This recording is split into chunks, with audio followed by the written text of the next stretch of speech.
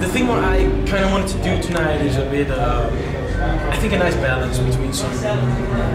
So also at the moment I'm producing under kind of like two names, which is Fedde and FLG, which and the FLG stuff is a bit more techy. So I kind of wanted to do like a nice balance between the two styles, and I think it worked that fine. Your other name's not Mr. White, is it? No, that's not me. That's not me. I noticed tonight, I just wanted to ask you as well, I know that the music direction has changed a lot with this Wicked Wonderland sensation compared to the last couple of years, and of course because you're in Melbourne for New Year's Eve, you'll know that we're still like 18 months behind. Yeah. So just explain a little bit about where it's headed, and I know that the hits were a lot less there than what we saw New Year's Eve last year. Yeah, because I think in general, I believe, but I think a lot of people at Sensation think the same, and a lot of colleagues that play here as well, like Sebastian and Eric, because we are like kind of the three residents.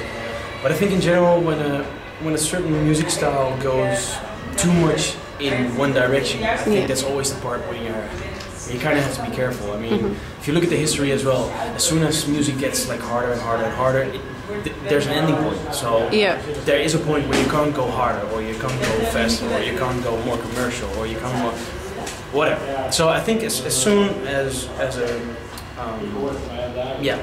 any kind of music direction gets into this like, I don't know how you call it in English, but this pipeline thing where it only can go one way, I think that's kind of when you need to want to do something else. I mean it's also something that you kind of feel that. So has this been driven by the DJs, or has it been driven by? I think in general. In general, I think everyone has kind of the same feeling at a certain point that okay, this is getting a bit too much of this or a bit of too much of that. So I think that's the reason. That's kind of why we talk all about it. Like, okay, let's do something slightly different, not too far off, because I think the fact that I might do music 24/7, I cannot always expect everyone to have the same kind of thinking curve or learning curve or whatever. So I think you have to do stuff in steps. But as you said, like it's a bit less hits, it's a bit more flowy, because I think we got into this point that the first DJ would already play all the hits there are, and then you had the second DJ that had a few extra, and that was kind of it, and then you were kind of done for the whole evening. And I think in general, even if it's like a big party like this, you should kind of see it like a build-up as well, and you should kind of like realize the time you get where you play. So I think the whole night kind of has to build. I think that's important. It keeps the whole night more interesting in general. So that's the reason. Long story. No. But the re-education of the crowd, I'm sure, is going to take some time. Are you noticing a bit of a drop-off? I'm not so sure if you should call it re-education, but I think especially in Holland, because the funny thing is, because Holland is so small, exactly the same happens as everywhere in the world. Only because Holland is so small, it's kind of like a pressure cooker. So stuff happens a lot faster, and we already kind of had this whole stage where we had like lineups where every DJ would play like 30 minutes, and like every DJ like wow, like hit, another one, and you can only take that for so long. You can't do a night from 9 till like 7 in the morning because you've heard the hits for 50 times already. So because we already kind of went through this thing in Holland, I think like everyone is kind of looking for a slightly different direction, a bit more left or right, whatever you prefer. So it's kind of like back to the way house was, maybe. I don't want to sound like super old, but it's a bit more flowy, and like you still have everyone still drops his hits, but it's a bit more time instead of every other record being like. I mean, it's fine if people just have like one record to kind of like dance to, or maybe 2 records, and then drop your hit or your track that you think. How do you understand the concept of Mr. White as a statement? Actually, I'm curious.